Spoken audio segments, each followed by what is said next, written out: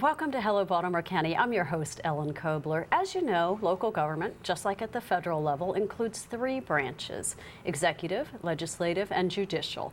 We are very pleased to be joined in studio today by Circuit Court Administrative Chief Judge Kathleen Cox. Thank you so much for joining us. Thank you for having me. So, could you start by kind of giving us an overview of the courts? I think we all kind of know little bits and pieces, but how does it all work?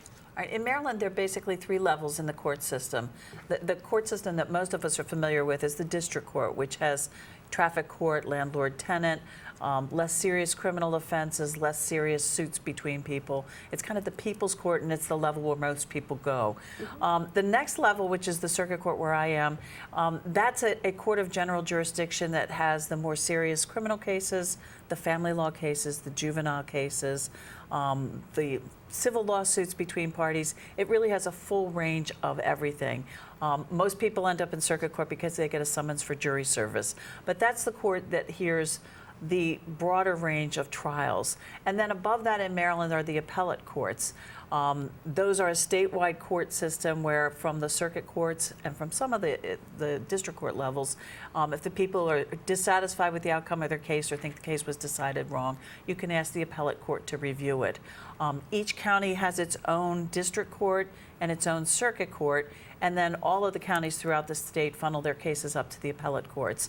So in Baltimore County, we're fortunate to have three district court locations. There's one in Towson, there's one in Catonsville, there's one in Essex, and in fact there's a groundbreaking at the end of this year on the new court facility that's going to be in Catonsville. But the circuit court is a single court in Baltimore County, which is located in Towson. Okay, and how do cases get assigned to different judges in, I guess, both the district and the circuit court? Okay. I'll talk first about the circuit because it's the one I'm most familiar with. In Baltimore County, we actually get over 30,000 cases filed every year in the circuit court.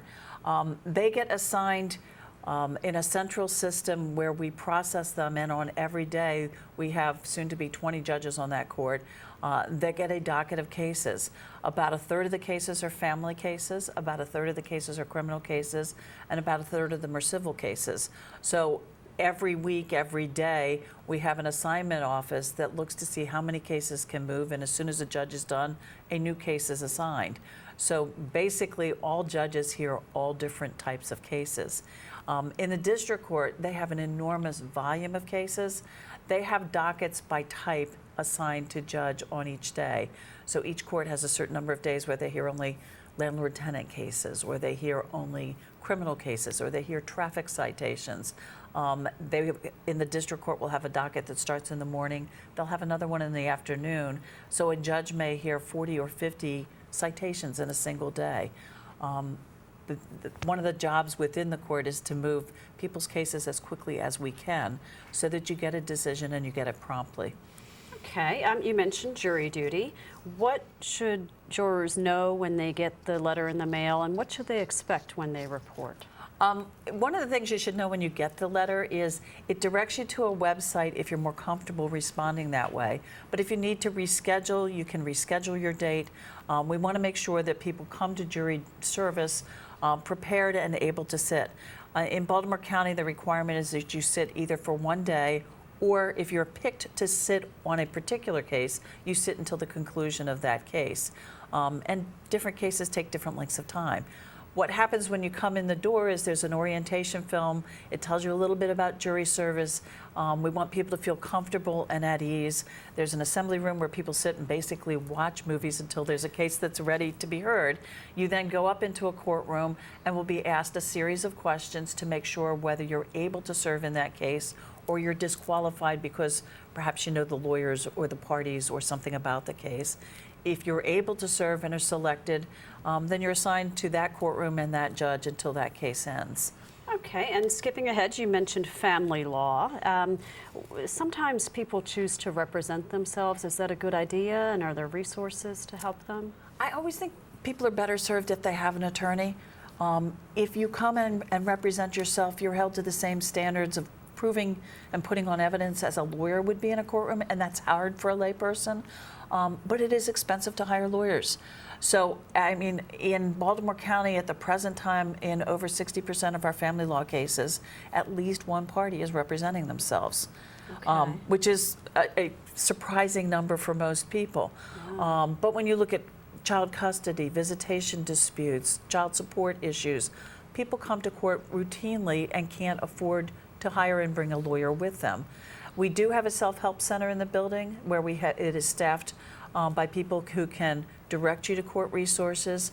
The Maryland Judiciary has a website that has all sorts of self-help materials. They have videos on how to represent yourself and what you should know if you're going to represent yourself. They have forms for people to use if they have to file a pleading. They actually have a call-in and self-help line that's available for people who are unable to get counsel. So if you can't hire someone to assist you, I really urge you to come to the court and come to our self-help office, or to look online at the Judiciary's website. And it's Maryland, if you Google Maryland Judiciary, you'll get a website that will direct you to a lot of self-help materials. Okay, and just real quickly, talk about courthouse security and access, just in the little bit of time we have left. We've actually looked hard at that recently, not because anything has happened that has caused us to, but if you look nationally at incidents that have occurred, it is important for us that people in the building be safe. So we have a single point of entry now. We scan everyone who comes in the building. Okay, all right. Well, thank you so much for spending some time with us Thank you. today. And thank you for watching Hello Baltimore County. And remember, you can connect with Baltimore County government on Facebook and Twitter. We'll see you next time.